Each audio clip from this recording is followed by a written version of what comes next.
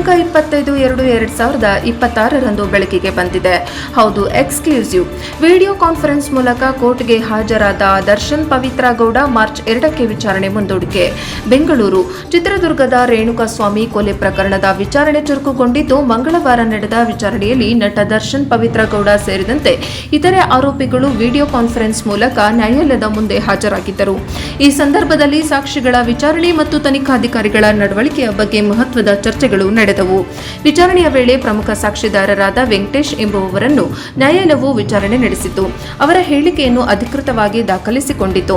ಇದರ ಬೆನ್ನಲ್ಲೇ ಪ್ರಕರಣದ ಗಂಭೀರತೆ ಪರಿಗಣಿಸಿ ಮುಂದಿನ ಹಂತವಾಗಿ ಇತರೆ ಇಬ್ಬರು ಸಾಕ್ಷಿದಾರರಿಗೆ ವಿಚಾರಣೆಗೆ ಹಾಜರಾಗುವಂತೆ ನ್ಯಾಯಾಲಯವು ಸಮನ್ಸ್ ಜಾರಿ ಮಾಡಿದೆ. ಪ್ರಕರಣದ ಮುಂದಿನ ವಿಚಾರಣೆಯನ್ನು ಮಾರ್ಚ್ 2ಕ್ಕೆ ಮುಂದೂಡಲಾಗಿದೆ. ಇನ್ನಷ್ಟು ಅನ್ವೇಷಿಸಿ ಚಲನಚಿತ್ರ ಟಿಕೆಟ್ಗಳು ಪೊಲೀಸ್ ಠಾಣೆ ಭೇಟಿಗೆ ಅಡ್ಡಿ, ವಕೀಲರ ಆರೋಪ.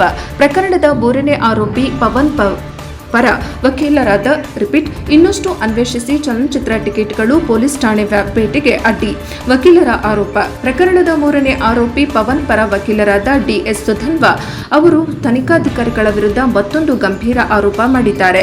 ಪೊಲೀಸರು ಬೇರೆ ಯಾವುದೋ ಸ್ಥಳದಲ್ಲಿ ಮೊಬೈಲ್ ಜಪ್ತಿ ಮಾಡಿ ಅದನ್ನು ಕಾಮಾಕ್ಷಿಪಾಳ್ಯ ಪೊಲೀಸ್ ಠಾಣೆಯಲ್ಲಿ ಜಪ್ತಿ ಮಾಡಿದ್ದಕ್ಕಾಗಿ ಸುಳ್ಳು ದಾಖಲೆ ಸೃಷ್ಟಿಸಿದ್ದಾರೆ.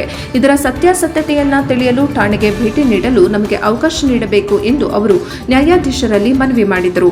ವರದಿ ವೇದಮೂರ್ತಿ, NKS TV 4 ಬೆಂಗಳೂರು.